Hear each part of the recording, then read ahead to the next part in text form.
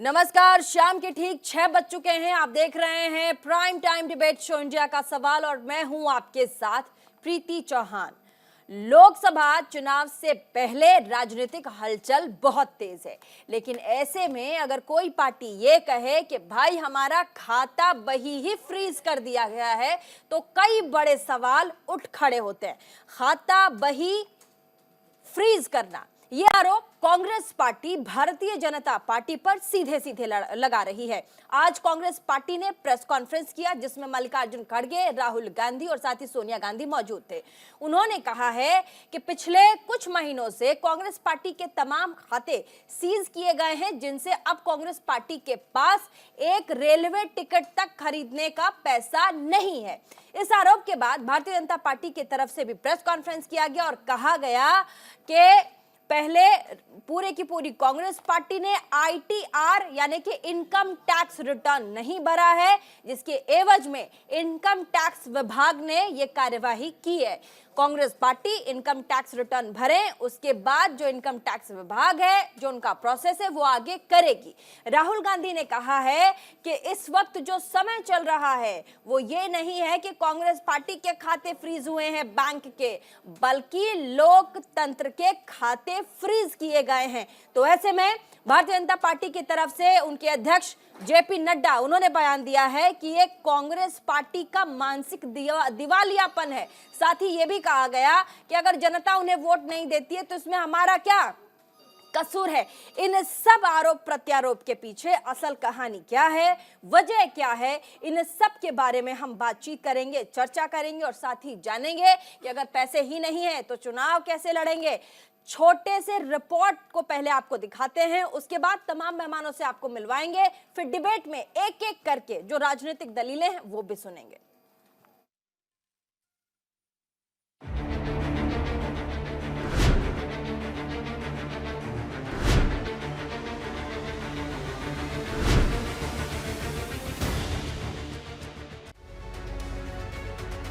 लोकसभा चुनाव से पहले राजनीतिक दलों में बयानबाजी का दौर जारी है। कांग्रेस ने आज एक प्रेस कॉन्फ्रेंस कर केंद्र सरकार पर कई बड़े आरोप लगाए। इस प्रेस कॉन्फ्रेंस में कांग्रेस अध्यक्ष मल्लिकार्जुन खड़गे, सोनिया गांधी और राहुल गांधी समेत कई दिग्गज नेता मौजूद थे। इस प्रेस कॉन्फ्रेंस में मल्लिकार्जुन खड़गे और सोनिया गांधी ने चुनावी बॉन्ड को लेकर बीजेपी पर हमला बोला। खड़गे ने कहा कि सत्ता पक्ष ये नहीं चाहता कि हर कोई बराबरी से चुनाव लड़े, इसीलिए विपक्ष को कम चुनावी चंदा मिला और हमें जो मिला तो हमारे अकाउंट फ्रीज कर दिए गए। ये लोकतंत्र की हत्या है। कॉन्फ्रेंस में राहुल गांधी ने कहा कि किसी भी लोकतंत्र के लिए चुनाव एक बड़ी जिम्मेदारी है। उन्होंने कहा आज सभी एजेंसीज पर सरकार का कंट्रोल है और वो अपने मन से कार्रवाई कर रहे हैं। सुप्रीम कोर्ट ने जिस चुनावी चंदा बॉन्ड को इलीगल और अनकॉन्स्टिट्यूशनल कहा, उस स्कीम के तहत मौजूदा सत्ताधारी दल ने हजारों करोड़ रुपए से ज्यादा अपने अकाउंट में भर लिया है और दूसरी तरफ साजिशन मुख्य विपक्षी दल का बैंक अकाउंट फ्रीज कर दिया गया है। हम पैसों के अभाव में बराबरी से चुनाव ना लड़े और ना लड़ पाए। Systematic effort is underway by the Prime Minister to cripple the Indian National Congress financially. Funds collected from the public are being frozen and money from our accounts is being taken away forcibly. एक महीने पहले Congress party के सारे bank account freeze कर दिए गए। किसी भी संस्था के बैंक अकाउंट फ्रीज करिए, होता क्या है, एकदम खत्म हो जाता है। वो कांग्रेस पार्टी के साथ किया जा रहा है। 14 लाख रुपए 7 साल पहले 14 लाख रुपए का इशू है और 200 करोड़ रुपए का फाइन और सारे के सारे बैंक अकाउंट फ्रीज कर दिए। ये क्रिमिनल एक्शन है कांग्रेस पार्टी के खिलाफ और हिंदुस्तान के लोकतंत्र के खिलाफ, और ये क्रिमिनल एक्शन हिंदुस्तान के प्रधानमंत्री कर रहे हैं। कांग्रेस के ताबड़तोड़ हमलों के बाद बीजेपी ने इस मुद्दे पर पलटवार किया। बीजेपी की तरफ से रविशंकर प्रसाद और संबित पात्रा ने प्रेस कॉन्फ्रेंस कर कांग्रेस के आरोपों का जवाब दिया। रविशंकर प्रसाद ने कहा कि राहुल गांधी का अल्पज्ञान है, उनकी समस्या है, उन्होंने देश को गुमराह किया। राहुल गांधी, भारत के लोकतंत्र को इस तरह से आप शर्मसार नहीं करें। ये देश आपकी पार्टी से बड़ा है, ये देश का लोकतंत्र आपसे बड़ा है। और आज इसी देश में आपने झूठ बोला है, गाली दी है और सब देश ने देखा है, टीवी पे चला है ना। तो आप झूठ बोल सकते हैं, गाली दे सकते हैं, देश सुन रहा है, आपको यह तक अधिकार है, और करें देश का लोकतंत्र नहीं है। ये कौन सा तर्क है? ये गाड़ी नहीं चल पाएगा भैया। वो जो राहुल गाड़ी है उसमें फ्यूल नहीं बा, फ्यूले नहीं बा। अब कितना लॉन्च करें, उसमें फ्यूल नहीं है, वो कैसे चलेगा आप बताइए। अब जो मैक्सिमम रिटेल प्राइस को मिनिमम रिटेल प्राइस बोल रहा है वो गाड़ी चलेगा। जो बोल रहा है बनारस के सभी यूथ नशेड़ी है वो गाड़ी चलेगा। जो बोल रहा है राम मंदिर जैसे विराट विषय, आत्मा के विषय, स्पंदन के विषय पे बोल रहा है, देखिए ऐश्वर्या राय नाच रही है, वो गाड़ी चलेगा। वो गाड़ी कभी चल सकता है जो जिस प्रकार की बातें राहुल गांधी अपनी भारत तोड़ो यात्रा में कर, ये फ्यूल नहीं बा, फ्यूले नहीं बा। लोकसभा चुनाव से पहले कांग्रेस ने सरकार पर कई गंभीर आरोप लगाए। बीजेपी ने भी उन आरोपों का खंडन किया। अब देखने वाली बात यह होगी कि इस मुद्दे का लोकसभा चुनाव के नतीजों पर कितना असर पड़ेगा। न्यूज़ इंडिया के लिए आदित्य झा की रिपोर्ट। तो आपने हमारी छोटी सी रिपोर्ट देखी। अब आगे बढ़ेंगे डिबेट में। जल्दी से चर्चा में तमाम मेहमानों को शामिल करते हैं। स्वागत कीजिए। हमारे साथ आज होंगे भारतीय जनता पार्टी से खेमचंद शर्मा, साथ ही हमारे साथ कांग्रेस पार्टी से उमाशंकर पांडे, प्रवक्ता कांग्रेस पार्टी के हमारे साथ भाग लेंगे। निरंजन पोद्दार राजनीतिक विश्लेषक के तौर पर हमारे साथ जुड़ चुके हैं। हमारे साथ पीयूष पंत वरिष्ठ पत्रकार जुड़ गए। थोड़ी देर में हमें अश्विनी दुबे वरिष्ठ अधिवक्ता सुप्रीम कोर्ट के हमें ज्वाइन करेंगे। सबसे पहले खेमचंद शर्मा, प्रवक्ता भारतीय जनता पार्टी, एक राष्ट्रीय पार्टी होने के नाते जो कि कांग्रेस पार्टी है, वो इतना बड़ा आरोप लगा रही है कि आप लोगों ने उस पूरी पार्टी के जो बही खाते हैं उसको फ्रीज कर दिया। वो कह रहे हैं कि हमारे पास भाई ट्रेन में ट्रैवल करने के लिए, यात्रा करने के लिए टिकट के पैसे नहीं है। वो कह रहे हैं कि आपने न सिर्फ पार्टी के बही खाते को आपने फ्रीज किया है बल्कि देश के लोकतंत्र को भी फ्रीज कर दिया है। क्या कहेंगे? रिएक्शन उसके बाद उमाशंकर पांडे, जल्दी से। देखिए, किसी ने भी उन पे कार्रवाई नहीं की। पर्टिकुलरली भारतीय जनता पार्टी पर आरोप प्रत्यारोप लगा के वो पुनः प्रदर्शित कर रहे हैं कि वो आप प्रिपेयर्ड होते हैं, अपने आप को ढंग से बातचीत करके या पढ़ लिख के प्रिपेयर करके नहीं आते। वो आरोप भारतीय जनता पार्टी पे लगा रहे हैं, जबकि ये इनकम टैक्स डिपार्टमेंट का एक्शन है। उनके बड़े नेता हाईकोर्ट में भी जाते हैं और उनसे कहते हैं कि भाई इनकम टैक्स की जो कार्रवाई है उस पर रोक लगा दी जाए, और कोर्ट उसमें इंटरवेंशन करने से मना कर देता है।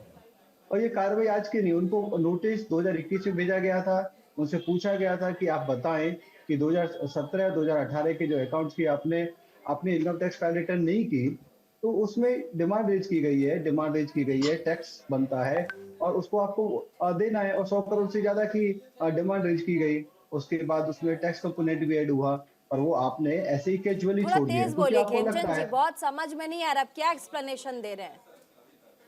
थोड़ा तेज बोलिएगा। आवाज आ रही है आपको सही से? आवाज बढ़ाइए खेमचंद जी की, बोलिए। आवाज आ रही है? अब सही है? अब सही आवाज? हाँ बिल्कुल सही है, बोलिए। प्रीति जी, मेरा कहने का मतलब है यहाँ पे भारतीय जनता पार्टी का कोई लेना देना नहीं है। वो भारतीय जनता पार्टी पर आरोप लगा रहे हैं, जबकि इस सारे प्रकरण के पीछे उनकी जो कैजुअल अप्रोच है, जो उनका घमंड है कि हम गांधी परिवार हैं, हमारे से ऊपर कानून नहीं हो सकता, कानून हमारे ऊपर नहीं लागू होगा, कानून की कोई कार्रवाई हमारे ऊपर इफेक्टिव नहीं है। उसी कैजुअल अप्रोच की वजह से उन्होंने 2021 का जो नोटिस है वो सीरियसली नहीं लिया। उनसे पूछा गया था, इनकम टैक्स डिपार्टमेंट ने उनको नोटिस भेजा, उनसे पूछा कि 17-18 की जो आपने income tax file properly return नहीं की, तो आप एक जो रिवाइज जो डिमांड होती है, जो रेज की गई है, आप दें। और हम सब जानते हैं कि जो कानून है, कानून सब पे अप्लाई करता है। वो ये कहते हैं कि हम तो पॉलिटिकल पार्टी हैं, पॉलिटिकल पार्टी पे टैक्स नहीं लगना चाहिए, बिल्कुल नहीं लगता नॉर्मल केसेज में। लेकिन अगर आप इनकम टैक्स फाइल रिटर्न ना करें और आपकी इनकम जो एक मिनिमम जो कंट्रीब्यूशन होता है 2,000 रुपए से ज्यादा का कंट्रीब्यूशन यदि है और आप उसको प्रॉपर्ली शोकेस नहीं करते, डॉक्यूमेंटेड नहीं करते, तो उस पर टैक्स लगता है। अब आपने गलती की है और गलती के बाद फिर घमंड की वजह से कैजुअल अप्रोच रखी, 4 साल तक आपने उस पर कुछ नहीं किया, ना ही उस पर कोई इस तरीके की स्टे लेने की कोशिश की कि भाई इस पर कोई कार्रवाई ना हो।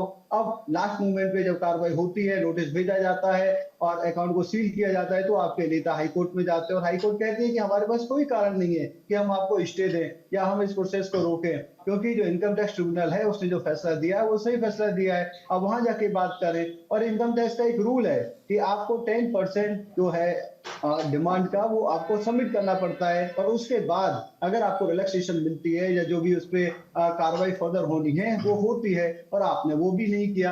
आप कैजुअल अप्रोच के साथ चलते हो, ठीक फिर है। आरोप अब भारतीय जनता पार्टी पे अपनी लगाते दलील हो, दे दी तो है, इसके खुद ही आप जिम्मेदार हैं और ठीक कोई है, नहीं है। आपने अपनी दलील दे दी है। एक बार उमाशंकर पांडे का भी पक्ष जान लेते हैं। खेमचंद शर्मा कह रहे हैं कि आप दलील दे रहे हैं कि आपके बैंक खातों को फ्रीज किया गया है, लेकिन इसके पीछे की वजह यह है कि आपने आईटीआर नहीं भरा, इसीलिए 2 कोर्ट्स ने आपकी अर्जी को खारिज कर दी है। दूसरी तरफ भारतीय जनता पार्टी के अध्यक्ष कह रहे हैं कि ये बौद्धिक और मानसिक दिवालियापन है। कौन लोकतंत्र को खत्म कर रहा है ये आप लोगों को बेहतर पता है। उमाशंकर, देखिए प्रीति जी, पहली बात तो कोई भी राजनीतिक दल वो आईटी के क्षेत्र की परिधि में नहीं आता। मैं भाजपा के साथी से कि आज आपके शो पर वो बता के जाए कि भारतीय जनता पार्टी या किसी भी राजनीतिक दल ने कब आईटीआर फाइल किया, इन्होंने कितना आईटीआर 13A और 13D अगर इनकम टैक्स और वो कानून भी बता के जाएं अगर आपने जिसके अंतर्गत राजनीतिक दल आईटी इनकम के कहाँ से आई है तो उस पर 13D के अंतर्गत कार्रवाई होती है, दूसरी वो बात, टैक्सेबल होता है। अगर कोई इंफॉर्मेशन देने में कोई राजनीतिक दल आईटी डिपार्टमेंट को फेल होता है तो उस पर मैक्सिमम 10,000 रुपए का जुर्माना लगा। दूसरा, कांग्रेस पार्टी को जो पैसा मिला है 199 करोड़ रुपए, उसमें महज 14 लाख रुपए जो कि कांग्रेस पार्टी के सांसदों ने दिया है, जो टोटल रिसीविंग का 0.07% होता है, उस पर 106%, यानी कि 199 के ऊपर 210 करोड़ का पेनाल्टी लगा दिया गया। पहला सवाल उठता और है कि जबरन आपने गलती की है या नहीं की, आप 115 एक्सेप्ट करो, करोड़ आप रुपए वो की बताओ। लूट कर ली जो आपने गई गलती हमारे की है तो गाँव उसकी जिम्मेदारी ये आप भारतीय जनता लोकतंत्र पार्टी की पे क्यों हत्या डालते है। हो? सिर्फ अच्छा, एक आप लोग राजनीतिक एक दल सेकंड रुक है। जाइए। तर्क पहले नहीं, एक सेकंड खेमचंद जी पहले सुन लीजिए। उमाशंकर को अपनी बात रखने दीजिए। 3-4 मेहमान और हैं, वो अपनी बात रख लेंगे, फिर आप लोग तर्क कीजिएगा। पहले वो अपनी बात रख लें। जब आप बोल रहे थे खेमचंद जी, उमाशंकर जी ने अपनी बात को सुना, आपकी बात को सुना है, पहले सुन तो लीजिए वो कह क्या रहे हैं। उमाशंकर जी अपनी बात कंप्लीट कीजिए, फिर आगे 2-3 मेहमान उनसे। ठीक है, पहले सुन लेते हैं। नहीं, सुन लेते हैं, पहले सुन लेते हैं, फिर आप दोनों को मैं पूरा मौका दूंगी। पहले सुन लेते हैं। ये सिर्फ एक राजनीतिक दल है, देश की सबसे पुरानी पार्टी कांग्रेस पार्टी, जिस पर आईटी ने इस तरीके की कार्रवाई की है। इतिहास में किसी भी राजनीतिक दल पर यह कार्रवाई नहीं हुई। और एक ऐसे नोटिस के लिए जो 1991-93 जब सीताराम केसरी जी हमारे अध्यक्ष कोषाध्यक्ष हुआ करते थे, तब के मामले की नोटिस को प्रेस नोटिस बना के कार्रवाई की जा रही है। यानी कि ये सिर्फ एक कार्रवाई की जा रही है कि कैसे लोकप्रिय हो रही और जनता का पुनः विश्वास हासिल कर रही कांग्रेस पार्टी को चुनाव लड़ने से रोका जाए। और इसके लिए आईटी, ईडी, सीबीआई सबका दुरुपयोग किया जा रहा है। ठीक है, एक तरफ तो हमारा अकाउंट वर्जन किया जा रहा है। आपका वर्जन सुन लिया मैंने। आप अपनी बात रख रहे हैं, लेकिन 2-3 मेहमानों के पास, क्योंकि हमारा समय कम है, रिएक्शन जल्दी से लेना जरूरी है। हमारे साथ निरंजन पोद्दार, पीयूष पंजी भी हैं, लेकिन हमारे साथ अश्विनी दुबे, वरिष्ठ अधिवक्ता सुप्रीम कोर्ट के जुड़ गए। उनसे एक बार लीगल जो बातचीत है वो कर लेते हैं, फिर आप लोगों के पास जो पॉलिटिकल एनालिस्ट हमारे साथ हैं उनके पास हम आएंगे। अश्विनी दुबे जी, आप क्योंकि सुप्रीम कोर्ट में रह चुके हैं, वहां पर अभी आप, माफ कीजिएगा, सुप्रीम कोर्ट में हैं आप, वहां के वरिष्ठ अधिवक्ता हैं आप, इस पूरे मैटर को आप कैसे देखते हैं जब एक नेशनल पार्टी, एक बहुत बड़ी पार्टी जो अभी सत्ता में है, उस पर यह आरोप लगाती है कि भाई हमारे पूरे के पूरे अकाउंट को आपने फ्रीज कर दिया है, तो उसके एवज में सामने वाली पार्टी कहती है क्योंकि आपने आरटीआर नहीं भरा है तो इसीलिए ये कार्रवाई की गई है। इस पूरे मैटर को आप कैसे देखिएगा? देखिए, ये purely income tax department competition और एकदम के अंतर सर आपकी आवाज बहुत क्लियर नहीं है। मैं अपनी टेक्निकल टीम से कहूंगी कि आपसे आवाज थोड़ी सी आपकी क्लियर कर ले। पीयूष पंत जी, इस पूरे मामले को, क्योंकि दो बड़ी पार्टियां एक दूसरे पर बहुत गंभीर आरोप लगा रही है। एक पार्टी कह रही है कि देखिए हमारी ये हालत है कि हम टिकट खरीद नहीं सकते ट्रेन की, चुनाव क्या लड़ेंगे, हमारे पूरे बैंक खातों को आपने फ्रीज कर दिया। दूसरी पार्टी कह रही है कि भाई आप कानूनन जो प्रोसेस है, ना तो आप ITR फाइल कर रहे हो, ना तो आपको जो मांगा जा रहा है डिटेल ना वो दे रहे हो, तो आप अर्जियां भी कोर्ट में लगा रहे हो तो खारिज की जा रही हैं। इस पूरे मामले को दोनों ही पार्टियों की तरफ से पीयूष पंत जी आप कैसे देखते हैं?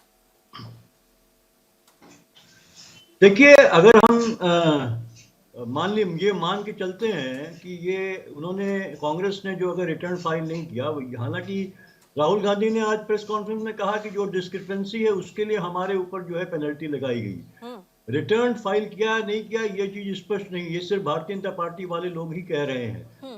तो एक जो 2017 में जब बजट पेश हुआ था, अरुण जेटली जी ने बजट पेश किया था, तो ये एक अमेंडमेंट लाया गया था और उसमें ये जरूरी कर दिया गया था कि जो है कि अगर आप रिटर्न 31 दिसंबर तक फाइल नहीं करती पॉलिटिकल पार्टीज, तो जो है उनका टैक्स एग्जम्पशन का स्टेटस जो है वो खत्म हो जाएगा। तो अगर टैक्स नहीं फाइल किया है तो फिर इसमें ठीक है कि फिर एग्जम्पशन जो था वो खत्म हुआ और उस हिसाब से जो है कि इनकम टैक्स डिपार्टमेंट ने आपको असेस किया और लायबिलिटी आप पे जो है पेनल्टी लगाई गई। लेकिन इसकी एक अपील बनती है दूसरा कि किस तरह से जो है कि वो पेनल्टी लगाई गई है, क्या नोटिस दिया गया था कि नहीं, प्रॉपर टाइम हुआ, दिया गया नहीं दिया गया पार्टी को, ये तमाम इश्यूज हैं, ये डिटेल में कांग्रेस वाले बता सकते हैं इस बात को।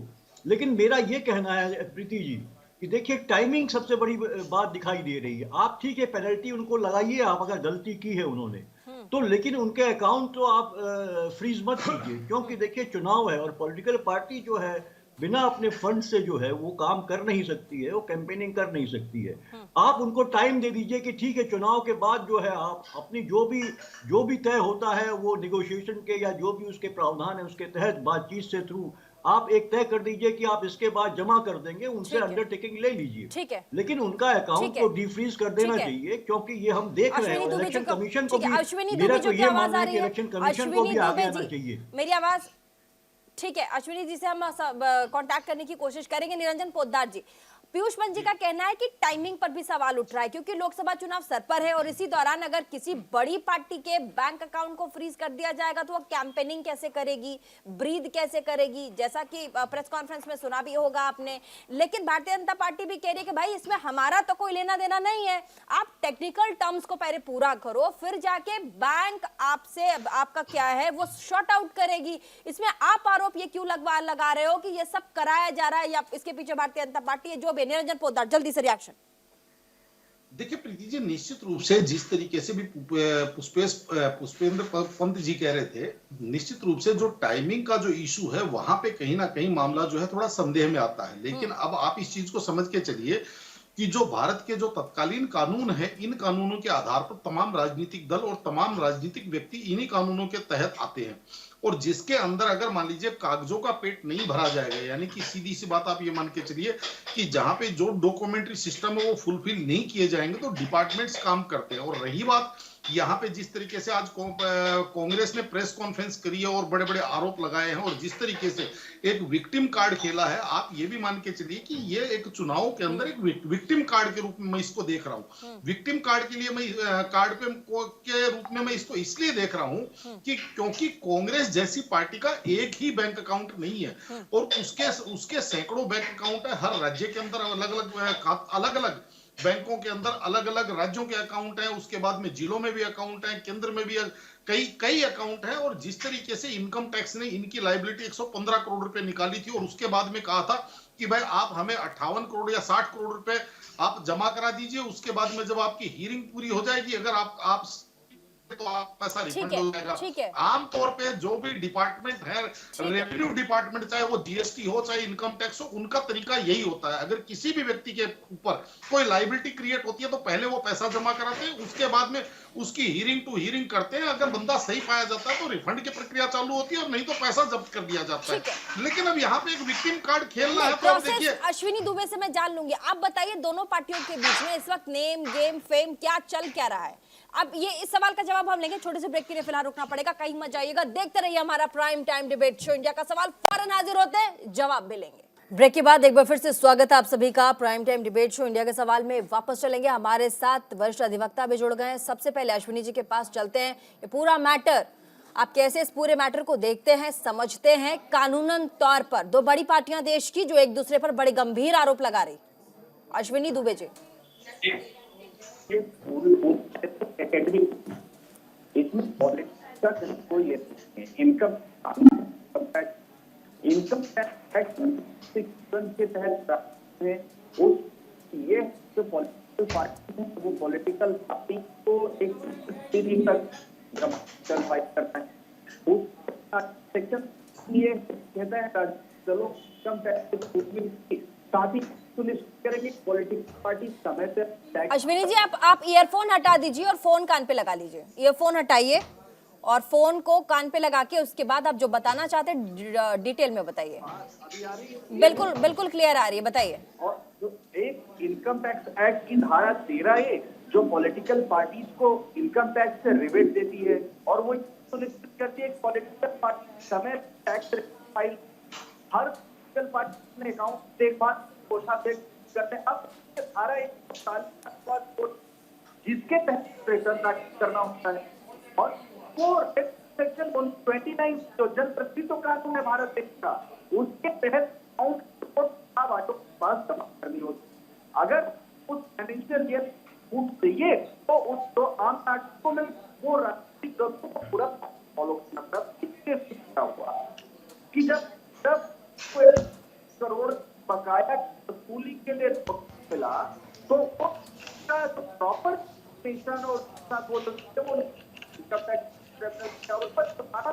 तो 10 करोड़ का जुर्माना लगा। अब ये बैंक फ्रीज करना भी इनकम टैक्स आता है। अब जो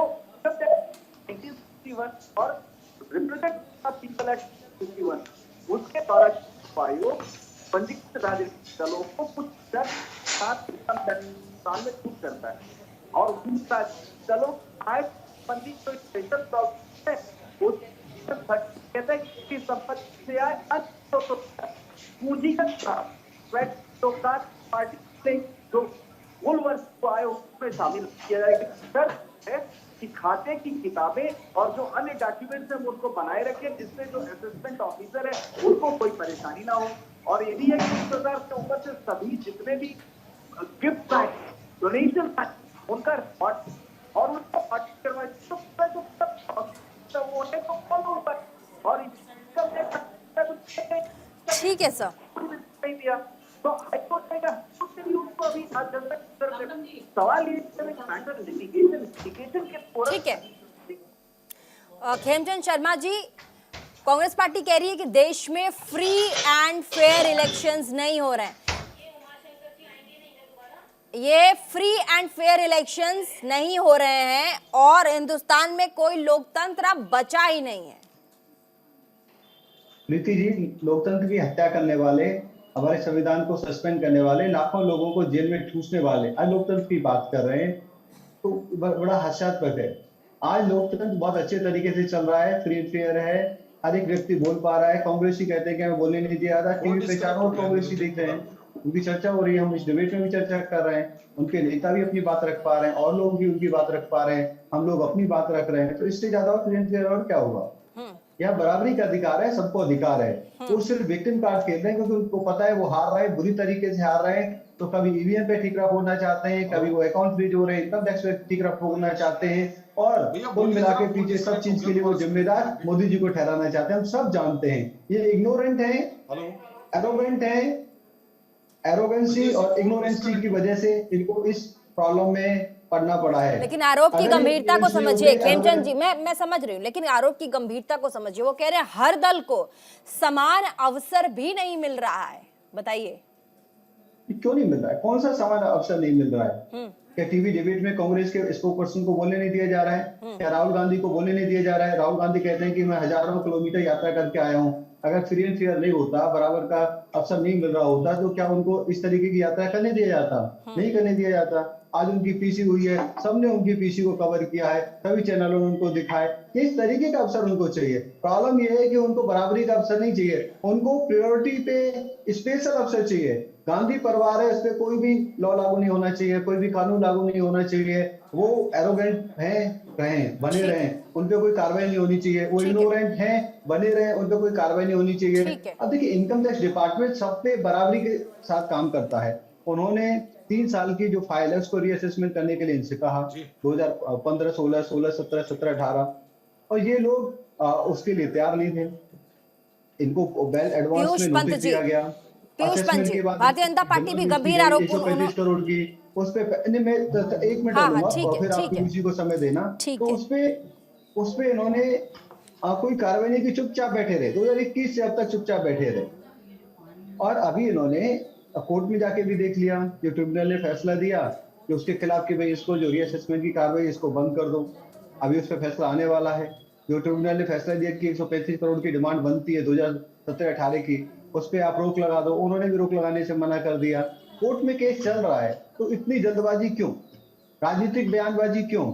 ये टेक्निकल विषय है, आपकी लैप्सेज है, आपकी इग्नोरेंस है, आप जो ओवर कॉन्फिडेंट हो कि नहीं हम पे कोई कानून लागू नहीं होगा, ये उसकी वजह से। फिर आप ये कहते हो कि हम तो पॉलिटिकल पार्टी, हम पे इनकम टैक्स ने कैसे कार्रवाई कर दी। स्पष्ट है 30A में, अगर आप टाइम पे रिटर्न दाखिल नहीं करते, दूसरा 2000 रुपए से ज्यादा वॉलंटियर जो डोनेशन होती है वो अगर हैं और उनका रिकॉर्ड आपके पास नहीं है, तो फिर 30D लागू होता है और उसके अंतर्गत टैक्स की जो है डिमांड रेज होगी। ठीक है पीयूष पंत जी, कांग्रेस बताए 1400 करोड़ किसने दिए?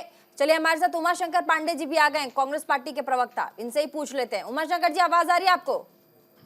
हाँ जी, आ रही है। हाँ ठीक है, कांग्रेस बताए 1400 करोड़ किसने दिए? साथ ही ये कांग्रेस की नैतिक दिवालियापन है, हार के डर से आप लोग ये इल्जाम लगा रहे हो, बहाना बना रहे हो कि हर दल को समान अवसर नहीं मिल रहा है। आपके सवालों के जवाब खेमचंद ने फिलहाल दे दिए, आप उस समय नहीं थे।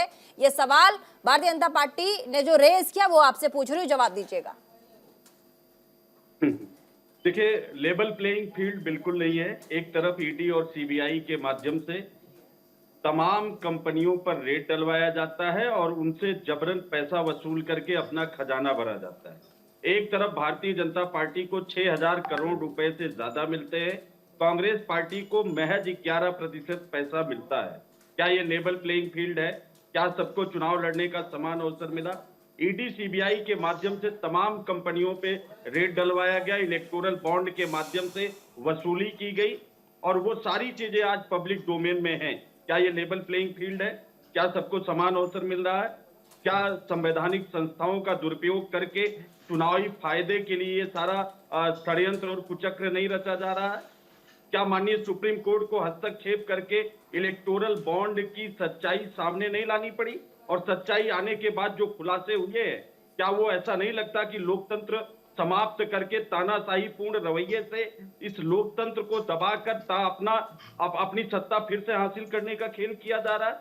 ये सारी चीजें सामने हैं। ये 1400 करोड़ की बात कर रहे हैं। माननीय राहुल गांधी जी ने पूछा था कि ये जो अडानी को 20,000 करोड़ रुपए मिले हैं, वो 20,000 करोड़ रुपए कहाँ आए? प्रधानमंत्री जी ने जबान तक नहीं खोला। कैसे अडानी को, जो मोदी जी के परम मित्र हैं, उनकी संपत्ति 600 गुना से ज्यादा बढ़ गई 2014 के बाद, आज तक उसका जवाब नहीं मिला। और ये प्रश्न पूछने की सजा ये है कि राहुल गांधी जी की सदस्यता षड्यंत्रों और कुचक्रों के माध्यम से समाप्त कर दी जाती है। प्रश्न ये है कि भारतीय जनता पार्टी के साथी बताएं, जवाब दीजिए जल्दी से, समय कम है, जवाब दीजिए। हाँ। या अगर बढ़ना है तो सबको बढ़ना है? जुर्माना केवल कांग्रेस पर लगेगा या जिन लोगों ने आईटीआर स्वयं भाजपा से मैंने पूछा था, ये बताया इन्होंने आईटीआर कब और कितने का भरा? इसका जवाब नहीं दिया इन्होंने। हकीकत क्या है? ये भारतीय जनता पार्टी के सभी जिलों में 5 स्टार स्टाइल के जो कार्यालय खुले हैं, जो रोज टीवी चैनल जवाब शुरू कर दिया है। कि आरोप लगाओ और भाग जाओ। हाँ। अभी उमाशंकर जी ने कम से कम 5 विषयों की बात इकट्ठी की है। हाँ। उमाशंकर जी ये नहीं बताते कि जब रीअसेसमेंट हो रहा है, रीअसेसमेंट की बात चल रही है, तो आप क्यों तैयार नहीं थे। उमाशंकर जी नहीं बताते कि समय पे आपने ITR क्यों नहीं भरी। उमाशंकर जी ये नहीं बताते कि 2000 रुपए से ज्यादा का जो कंट्रीब्यूशन था उसका डिटेल आपके पास क्यों नहीं है। उमाशंकर जी एक सेकंड दीजिएगा, जवाब उमाशंकर जी से ओवरलैप मत कीजिए, जवाब ले लीजिए, जवाब। ये हाँ। एग्जिस्टिंग कानून है और इस कानून के तहत किसी भी पार्टी पे कभी भी कार्रवाई हो सकती है। उमाशंकर जी हमसे पूछे, उमाशंकर जी ये बताएं कि हमारी पार्टी ने कहां पे लैप्स किया, कौन सी साल में लैप्स किया। आपके पास तो बड़े बड़े वकील बैठे हुए हैं, उसको आप मीडिया में दिखाएं। आप विक्टिम कार्ड खेलने की जगह अगर हमारी पार्टी ने, किसी और पार्टी ने या एनडीए गठबंधन के किसी भी दल ने अगर इस तरीके का लैप्स किया है, इग्नोरेंस की है, एरोगेंसी दिखाई है, तो आप बताएं। है ही नहीं, क्योंकि आप इग्नोरेंट है, ओवर कॉन्फिडेंट है। आपको आज भी लगता है। ठीक है, उमाशंकर जी को और खेमचंद जी को स्क्रीन पर लेके आइए। हाँ, जवाब उमाशंकर जी, जवाब।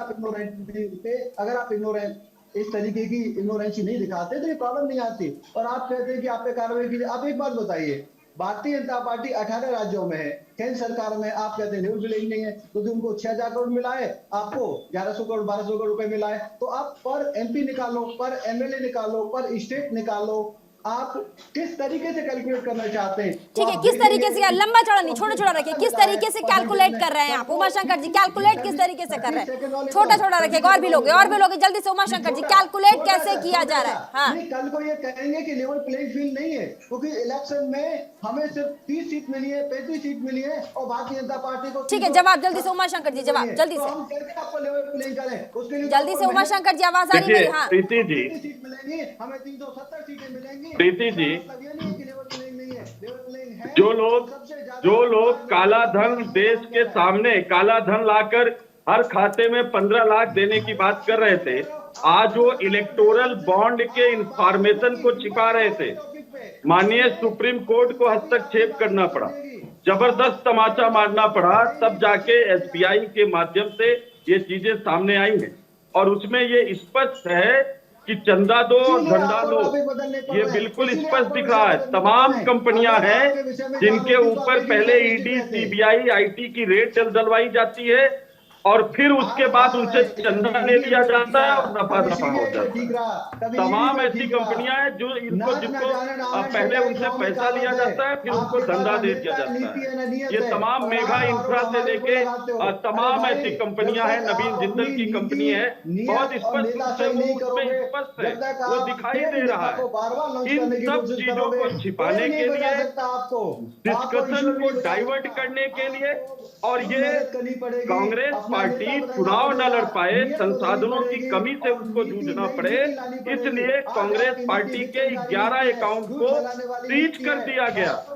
अगर भारतीय जनता पार्टी में और संवैधानिक संस्थाओं में ये नैतिकता बची है और वो लोकतंत्र को जिंदा रखना चाहते हैं, तो इन सबकी जिम्मेदारी बनती है कि कांग्रेस पार्टी के अकाउंट को डिफ्रीज करे, कांग्रेस पार्टी को लेवल प्लेइंग फील्ड पर चुनाव लड़ने की छूट दी जाए। लेकिन भारतीय जनता पार्टी ये नहीं करेगी, क्योंकि ये डरे हुए हैं। ये कह रहे हैं कांग्रेस डर गई, कांग्रेस नहीं डरी है। आपके तो झारखंड के मुख्य सचेतक कांग्रेस पार्टी में आ गए। कल भी एक राष्ट्रीय दल ने कांग्रेस पार्टी, कल भी एक राजनीतिक दल ने कांग्रेस पार्टी में विलय किया है।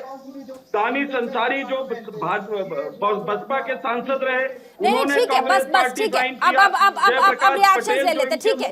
अब पीयूष पंजी वरिष्ठ पत्रकार, दोनों तरफ से दोनों प्रवक्ता, अभी भी आरोप प्रत्यारोप ही चल रहा है। पीयूष डरी हुई है भारतीय जनता पार्टी, और इसलिए कांग्रेस पार्टी उनका जो इंफ्रास्ट्रक्चर, ठीक है पीयूष पंजी, 1400 करोड़ का पूरा डिटेल, इसका षड्यंत्र, ठीक है उमाशंकर जी। पीयूष पंजी, 1400 करोड़ रुपए की पूरी डिटेल, साथ ही ITR क्यों नहीं फुलफिल किया, क्यों नहीं भरकर ITR रिटर्न मांगा, उसकी भी डिटेल, तमाम जो डिटेल है उसकी बात फिलहाल भारतीय जनता पार्टी अपनी तरफ से लगा रही। पीयूष पंजी, जैसे पत्रकार पीयूष पंजी क्या कहेंगे? क्या पूछना है? पीयूष पंजी नहीं, देखिए 1400 करोड़ की डिटेल देनी चाहिए और सबको देनी चाहिए, भारतीय जनता पार्टी को भी देनी चाहिए, उनको जो है 6000 करोड़ का मिला है उससे ज्यादा का उनको भी देना चाहिए, और किस किसने उनको दिया ये भारतीय जनता पार्टी को भी देना चाहिए। दोनों जो राष्ट्रीय दल हैं, अब तो आम आदमी पार्टी भी आ गया, आम आदमी पार्टी ने दे दिया है, लेकिन सभी को देना चाहिए। अगर ये जो एक ट्रांसपेरेंसी की मांग यही करती है और नैतिकता की मांग यही करती है, अगर भारतीय जनता पार्टी छिपा रही है तो कांग्रेस भी छिपा रही है। दोनों को ये सामने लाना चाहिए इस बात को, क्योंकि छोटी पार्टियां आगे आके उन्होंने ये दे दी है कि हमको किस किस से पैसा मिला है। तो ये भारतीय जनता पार्टी को भी दे और कांग्रेस को भी देना चाहिए। बाकी रहा कि देखिए कांग्रेस टाइमिंग का, मैं फिर कहूंगा आपको, यही एक्शन आप जो है पहले ले सकते थे इस बात को, या जहां तक रिलीफ है, रिलीफ आपको देना इसलिए बनता है कि चुनाव है, चुनाव डिक्लेयर हो चुके हैं, आगामी चुनाव है, और चुनाव में किसी पार्टी का जो सोर्स ऑफ इनकम है उसको ही आप बंद कर देंगे, सीज कर देंगे, तो वो कैसे चुनाव लड़ेगा वो। तो आप आगे चल के उसको कहिए टाइम दीजिए, और टाइम दिया जाए उसको, ट्रिब्यूनल को टाइम देना चाहिए कि आप इस इलेक्शन के बाद जो है उसको करिए। और उनका ये भी कांग्रेस का देखिए कहना है कि जो ट्राइब्यूनल है वो अपने ही पिछले जो उसने जजमेंट दिए हैं, जो पिछली रिलीफ दी है दूसरों को 20% का, वो भी नहीं दे रहा है कांग्रेस को। तो ये कांग्रेस की तरफ से ये भी कहना है। तो इसमें कहीं ना कहीं ये दिखाई दे रहा है कि एक जानबूझ के पॉलिटिकल मूव तो है ही है कांग्रेस को, ताकि मुश्किल कोई चुनौती कांग्रेस से ही मिल सकती है भारतीय जनता पार्टी को, क्योंकि राष्ट्रीय पार्टी है, आज की नहीं बहुत समय की राष्ट्रीय पार्टी है, और वही इस समय जो है इंडिया गठबंधन की जो मुख्य पार्टी है। पॉलिटिकल मूव तो ये कांग्रेस, एक सेकंड सर, मैं आपसे समझना चाहती हूँ, आप वरिष्ठ पत्रकार हैं, पॉलिटिकल मूव अगर हम भारतीय जनता पार्टी के लिए अगर हम कह रहे हैं, तो ये मूव तो कांग्रेस पार्टी के लिए भी हो सकता है कि अगर इतने महीनों से फ्रीज है अकाउंट, तो इससे पहले उन्होंने आवाज क्यों नहीं उठाई, इससे पहले उन्होंने प्रेस कॉन्फ्रेंस क्यों नहीं किया। अब ये सिर्फ लोकसभा चुनाव के पहले प्रेस कॉन्फ्रेंस करके ये क्यों कह रहे हैं कि भाई हमारे पूरे खाता बही को फ्रीज किया गया है। पॉलिटिकल मूव तो इधर भी है ना सर। नहीं तो सीज तो अभी किया गया है ना, 1 महीने पहले किया गया है, तो अभी 1 महीने बाद फिर किया, फिर उन्होंने अपील करी, तो 3 दिन के लिए खोला गया था, फिर सीज कर दिया गया। कांग्रेस का तो आज ये भी कहना था कि वहां के जो अधिकारी गए और बैंक से जो पैसा ट्रांसफर कराया गया सरकार के लिए, जबरदस्ती जो है बैंक से ट्रांसफर करा दिया गया हमारे खाते से पैसा। ठीक है, तो ये सारी इधर ही 15 दिन के अंदर की घटनाएं हैं ये, इसीलिए मैं कह रहा हूं कि टाइमिंग का सवाल ये है। ठीक है, टाइमिंग का सवाल है, बहुत बड़ा पॉलिटिकल मूव है ये। निरंजन पोद्दार, पॉलिटिकल मूव है, 1 महीने पहले किया गया है, तमाम कोर्ट के दरवाजे खटखटा लिए गए और अब जाकर प्रेस कॉन्फ्रेंस, पॉलिटिकल मूव है, समय को देखकर किया गया है।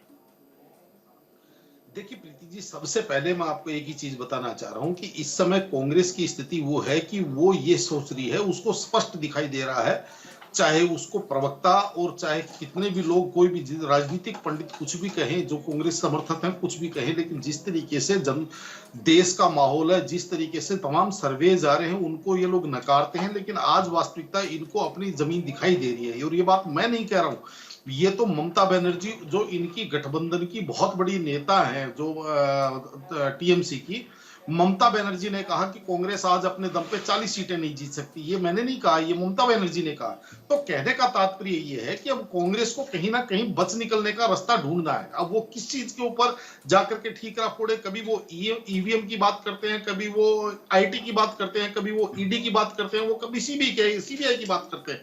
और जिस तरीके से आज इनका जो जनता के साथ कनेक्ट नहीं हो रहा प्रीति जी, केवल और केवल इस वजह से नहीं हो रहा क्योंकि इनके कथन में दोहरा चरित्र है। दोहरा चरित्र मैं क्यों कह रहा हूं, अभी जो कांग्रेस के विद्वान प्रवक्ता बता रहे थे कि झारखंड में भारतीय जनता पार्टी के मुख्य सचेतक, उन्होंने पूरी की पूरी कांग्रेस में ज्वाइन कर ली, कई राजनीतिक पार्टियां कांग्रेस में ज्वाइन कर रही हैं, कई भारतीय जनता पार्टी के सांसद कांग्रेस ज्वाइन कर रहे हैं।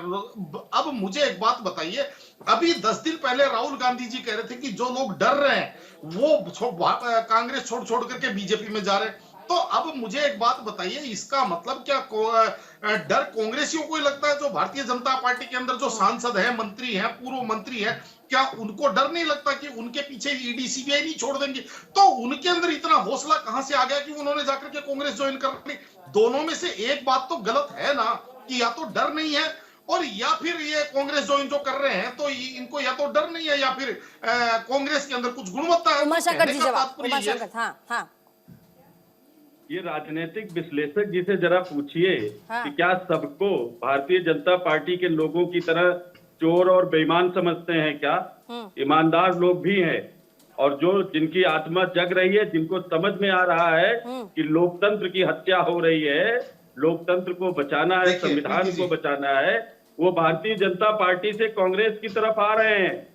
लोग अब तक तो शांत थे, आखिर भारतीय जनता पार्टी में भगदड़ क्यों मची है? बोलिए। जवाब इसका आपको समझना है। इनकी क्यों बात भारतीय जनता पार्टी के हिसार के सांसद विजय पार्टी छोड़कर भारतीय कांग्रेस में आ गए, ये आपको समझना है। आचार संहिता लगते ही भारतीय जनता पार्टी में जो भगदड़ मची है वो बढ़ने वाली है, क्योंकि ज्यादातर लोग हैं जो अपनी आत्मा को दबाकर लंबे समय तक नहीं रह सकते। उनकी मजबूरियां थी, अब वो आ रहे हैं कांग्रेस पार्टी में। इससे आपके पेट में क्यों दर्द हो रहा है? अभी तो भारतीय जनता पार्टी का जो लंका है ना, उसमें आग लगने वाली है। राहुल गांधी जी उसके हनुमान बनकर मोदी जी की लंका में आग लगा रहे हैं, और ये हवा वो देश की जनता पैदा कर रही है। ये जो हवा है ना, देश की जनता ने पैदा कर दिया है। अब बड़ी तेजी से मोदी जी की लंका में आग लगने वाली है, और आप जैसे जो उनके शक्तियां है ना, आसुरी शक्तियां, उनकी वो भी उसी लंका में जल के भस्म होने वाली है। इसका आप जैसे लोग जो 3.5 रुपए वाली ट्रोल गैंग है ना, वो बचने वाली नहीं है। ये करते रहिए। इलेक्टोरल बॉन्ड के माध्यम से देश को लूटा गया, इस पर आप बोलने की हिम्मत नहीं करते। ठीक है, सुन लिया अश्विनी दुबे जी।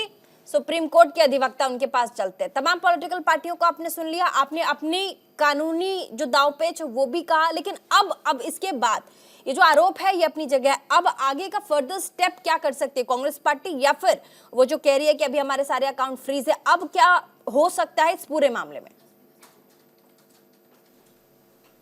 आज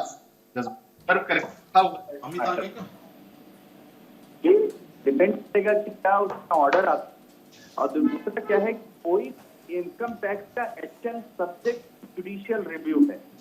इसका मतलब यह है कि अदालत के पास इनकम टैक्स अपीलेट हो, चाहे सुप्रीम कोर्ट, अदालत के पास अधिकार होता है कि अगर लगता है इसमें जो प्रोसेस है वो फॉलो नहीं हुआ है और अथॉरिटीज ने अपनी जो पावर इनकम टैक्स एक्ट और रूल है उसके बियॉन्ड काम किया है, तो वो कोर्ट जो है उसको क्वैश भी कर देती है उन नोटिस को।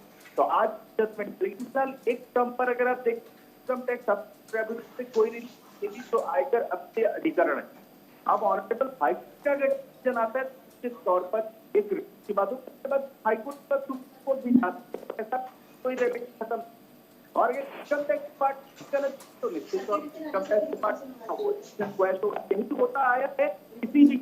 हाँ, ये बात जरूर है कि अब दिक्कत की बात आती है, निश्चित तौर पर ट्रेसिंग तो फ्री तो हम मिलता है, रीजनेबल रिस्ट्रिक्शन बात फ्री गिफ्ट मिल जाता है, तो वो बात का में कितनी, लेकिन अभी इनकम टैक्स ठीक है, ये प्रेजुडिस है, कोर्ट में है। कल अगर लगता है कि यहाँ प्रकार से डेटा के तहत किए गए हैं तो ठीक है सर, समय अब इजाजत नहीं देता। बहुत बहुत शुक्रिया तमाम मेहमान। आपने देखा कैसे देश की दो बड़ी पार्टियां एक दूसरे के ऊपर बहुत बड़े गंभीर आरोप लगा रही है, जिसमें कांग्रेस पार्टी ये कह रही है कि भाई ठीक चुनाव से पहले हमारे तमाम जो बैंक खाते थे उन्हें फ्रीज कर दिया गया है, हमारे पास रेल में सफर करने के लिए टिकट के पैसे नहीं है। दूसरी तरफ भारतीय जनता पार्टी का कहना है कि मानसिक दिवालियापन है। इस तरह के आरोप लगाने से पहले पार्टी को जांच कर लेनी चाहिए कि उन्होंने ITR फाइल किया है कि नहीं। पूरा का पूरा मामला इनकम टैक्स डिपार्टमेंट का है, वही देखिए। फिलहाल आगे इस केस में क्या कुछ होता है उसकी पूरी जानकारी हम आपको देते रहेंगे। छोटे से ब्रेक के लिए फिलहाल रुक रहे हैं, कहीं मत जाइएगा।